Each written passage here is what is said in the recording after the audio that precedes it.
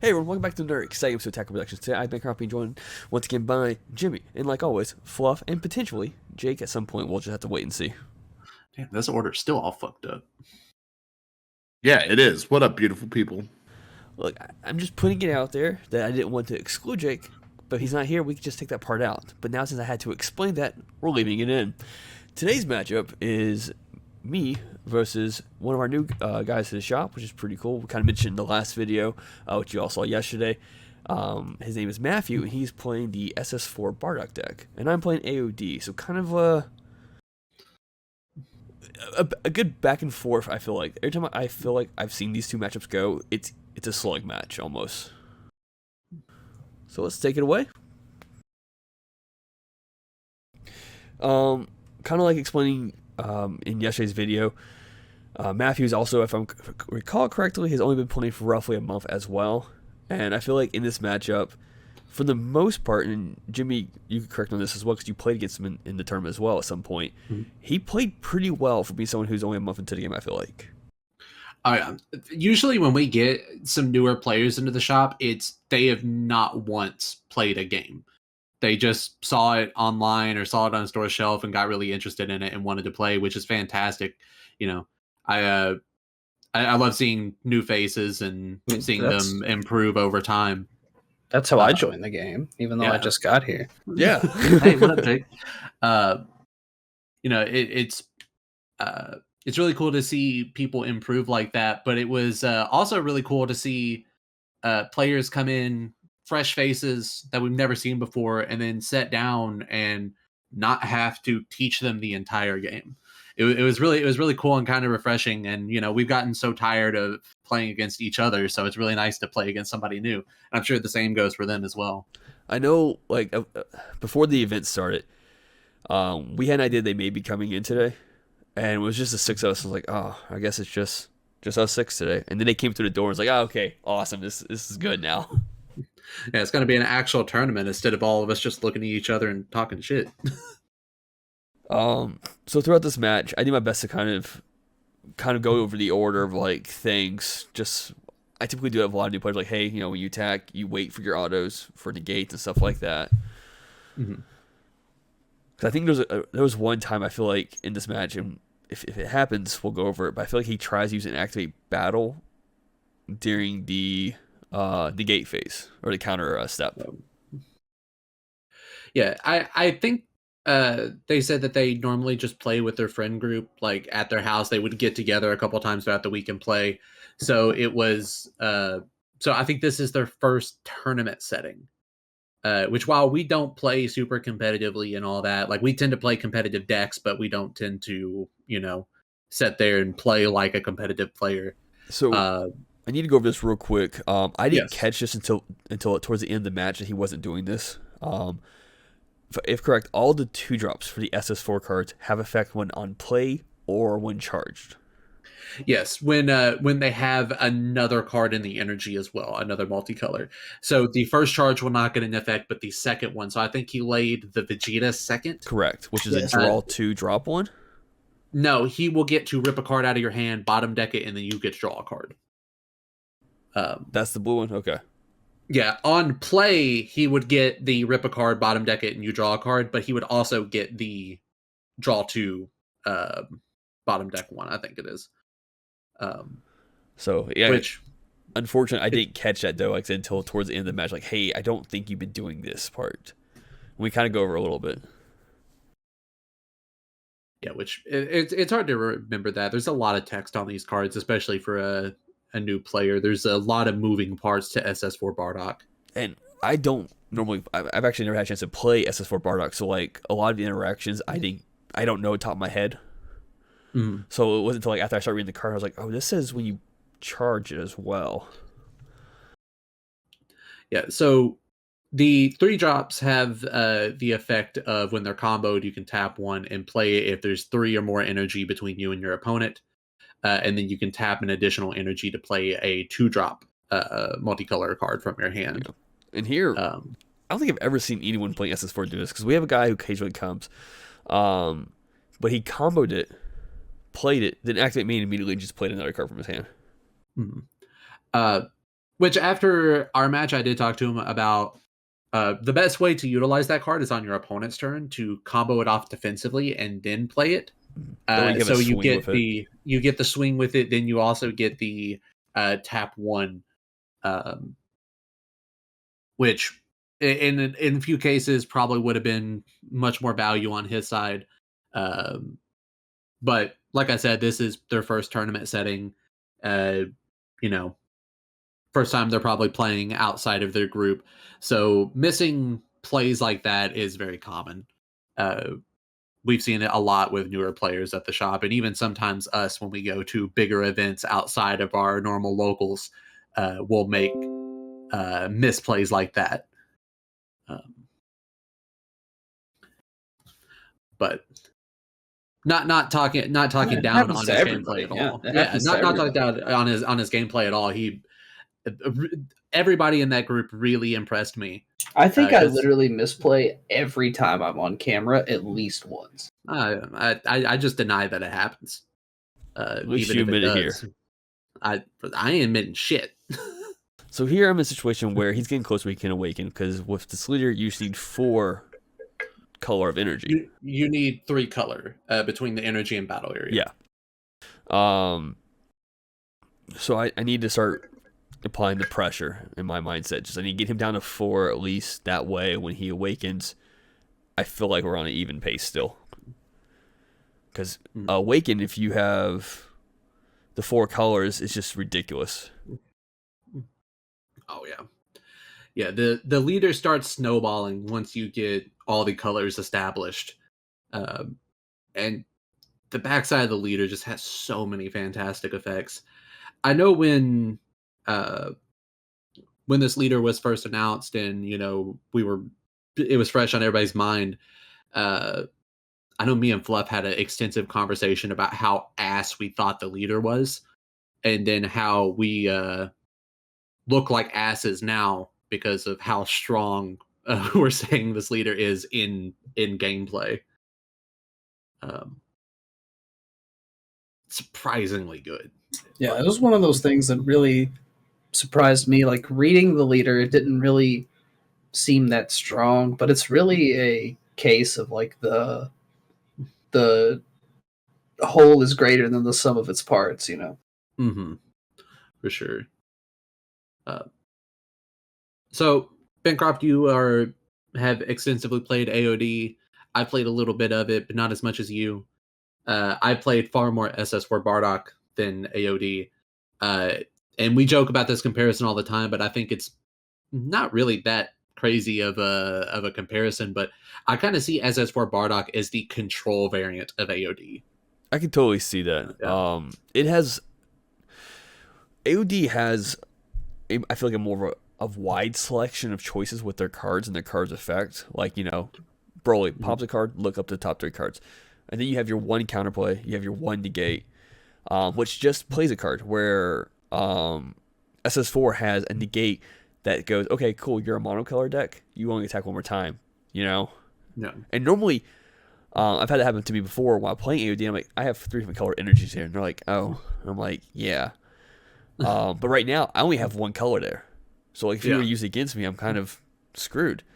And earlier I was reading my energy for him because I was like, this card's useless against this matchup. And he's like, well, what does it do? What does it do? And I'm like, you can't attack with cards that are equal to or greater energy. And he had 2 drops on the board. I'm like, no, I'm good. Yeah, that Bojack, like, every time I read it, I'm like, this card is snapped as fuck, and then you play it against me, and I'm like, oh, that's neat. Oh, okay, cool. All right, we'll just attack it. All right, get rid of it. Hey, cool, I draw a card then. That's the perk of it. Like, if you attack it, I get to draw a card. Yeah, the art on it's pretty fire, though. So, this right here, I was like, oh, okay. He pulls the Thwarting to his hand. Yeah. And I'm like, haha.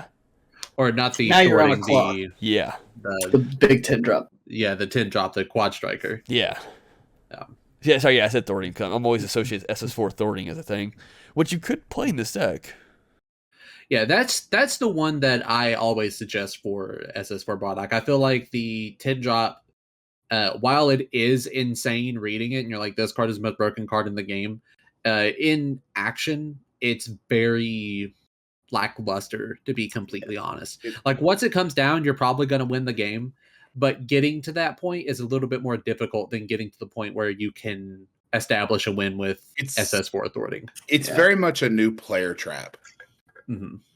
You know, you look at the card and it looks good, but when you think about the practice of getting to that point, more difficult than actually playing it itself. Yeah, and of course it is just one more energy than SS4 thwarting, but SS4 thwarting also gives you the ability to defend on your next turn as well if you aren't able to establish the kill. And then you get to utilize SS4 thwarting's effects all over again the next time. Which is why I suggest that one over anything else, because if you get SS4 popping off by turn 4, you could easily kill with a SS4 thwarting on the field. So this was very interesting situation. So if I activate a counter, I have to warp a card. And then on play, he has to discard a card. This isn't the turn. Okay, there's a turn where we kind of have a back and forth. I thought this was it. Yeah. Oh, yeah, I was acting judge this round, and I feel like I came over for that. But yeah, I just didn't want him to potentially play a double strike or a crit on me and just get an extra swing on board.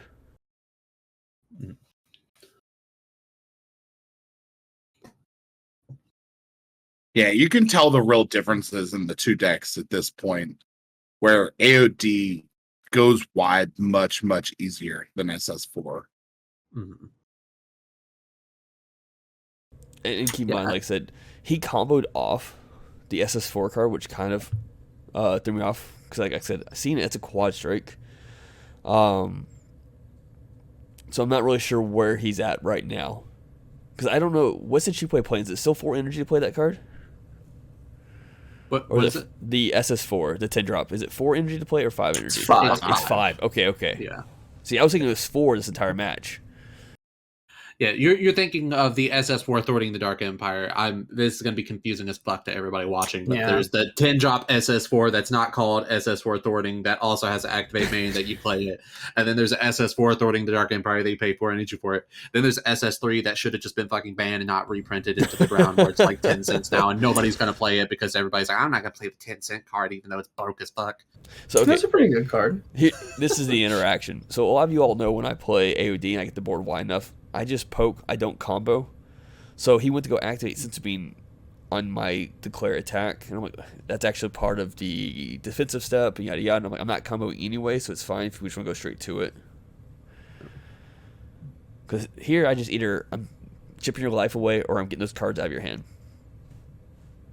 And I'm doing this without even expending any of my energy or my leader's abilities. Mm-hmm.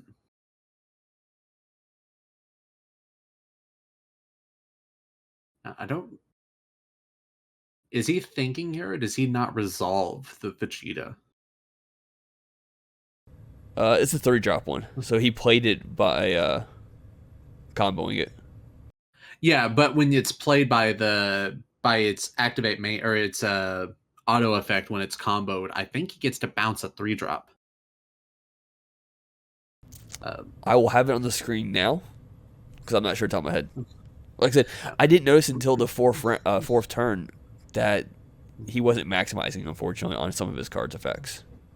So here, Yeah, I think this is it. This is the turn. So I go to use the leader effect to play. He counterplays, so I counterplay his because I think when that one hits the board, it also negs cards. No, it's just a denial on a 16 body. It negs when it charges. Is that what it is? Okay, so I knew it negs somewhere.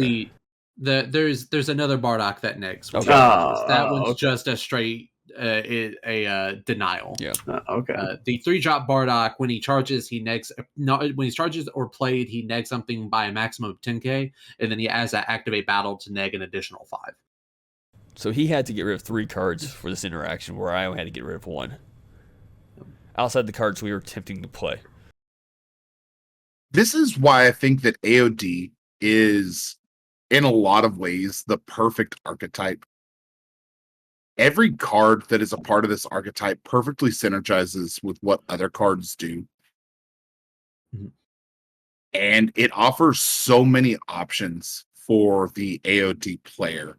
And when you consider how old this archetype is comparatively in the game, I don't think there's an archetype that is this old that is still this relevant and this powerful. Um,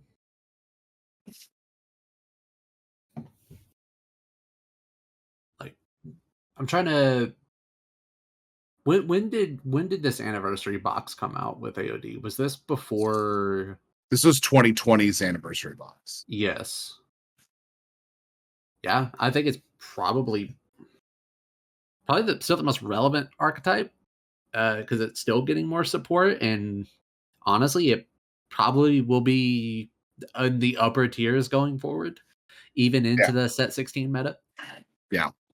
It's the oldest archetype that is still relevant. We didn't get to talk about it much, but Bancroft, you played that beautiful baby Janemba, or attempted to. I think that card is kind of insane, especially for this deck. So not only is it a blocker that you can free play for leader if you have the 1-drop on board, it has offering, which for most cases is a draw 2 for you. It is a limit 1 on the offering, I think it is. Yes. It's a 20k, so it's stronger than most other of your cards, and so it means you can take a punch without being tossed away. But what I like most about it is that if I have to charge it, it could be potentially a free charge if my opponent has 5 cards in rest mode. And so it just serves, it has so many purposes, but I don't think you should ever charge that card. I don't think so either. I want to... Jimmy, it's Jimmy's card. I want to point out. He won it last week. I was about to say, what sexy boy gave you that one? I don't know if he's a sexy boy, but... No, I'm sexy as fuck. So here is where I catch the point where he hasn't been maximizing his energy. Or maximizing the cards he's been playing, unfortunately. So here, Bancroft has to inspect every card to see what he missed. Well, it's not just that. It was just letting him know, like, how to improve, in a sense. Like, you know, if I was missing something like that and someone just happened to notice it but decided not to tell me that, and I found out, like, later, that guy's an Aston, you know? Yep. I have no problem helping someone, whether it gets them to win or not, because overall I want to make sure everyone who's playing is maximizing their plays. All right, I'm gonna say this real quick. I know these new guys are going to be watching their gameplay, and I want you to take this to heart. If you ask Bancroft what a card does, and he says nothing, he's lying to you. That's the best card in his deck. Take that to heart. That's if he taking says that out of context, but we'll go over that later. No, you tell Bancroft shut the fuck up and let me read that card. Okay? And you're more than welcome to read the card. So here he swung with either the Unison, because we got distracted with Jimmy's rant, or the leader, and I petrified the other card so he couldn't attack with it. And now to go back to Jimmy's statement, just real quick for clarification's sake. Depending on how someone phrases a question to me, my brain will respond in 1-2 ways. What does that card do? Don't give me this bullshit. Just admit it. Okay, so Don't say that bullshit to me. My brain will respond in 1 of 2 ways. It will either go, that card has no effects right now. It can do absolutely nothing for me on this point. Or it goes, it has when my opponent attacks, or it has an auto or something activate main, I'll go over that.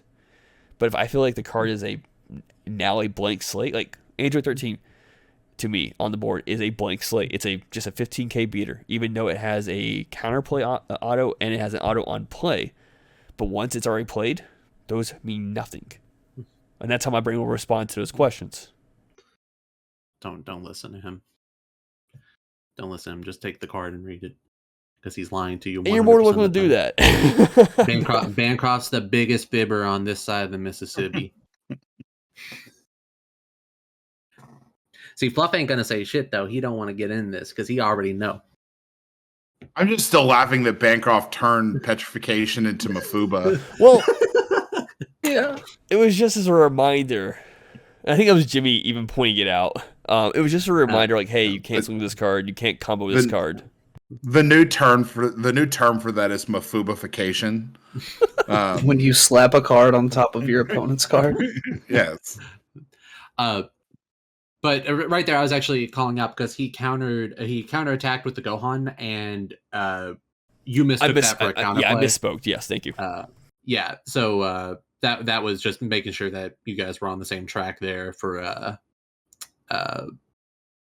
him not having to discard cards.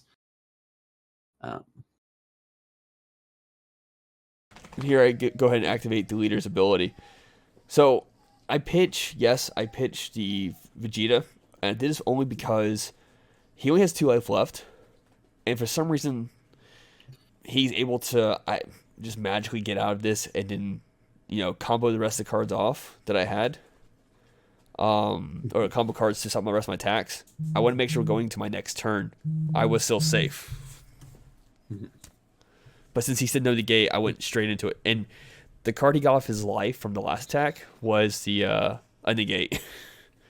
But he had no energy, so... So I was on the receiving end of that Vermilion Saiyans, and that card is kind of legit. that card is pretty damn legit. Like I was kind of Vermilion Saiyans hater there for a little while. I was like, why would you ever run anything that's not Pan or Kai in the list? But now I think I'm a little 1-over on that one. So with that being said, thank you all for tuning in. Hope you enjoyed today's video. Keep in mind, just button simple and on the screen while Fluff does the outro. Good as always. Again, to see new players at the shop. I'm sorry you guys had to go up against the AOD. I know the pain. As always, read your cards, know your plays. Let us make the mistakes so that you don't have to. And as always, Fluff out.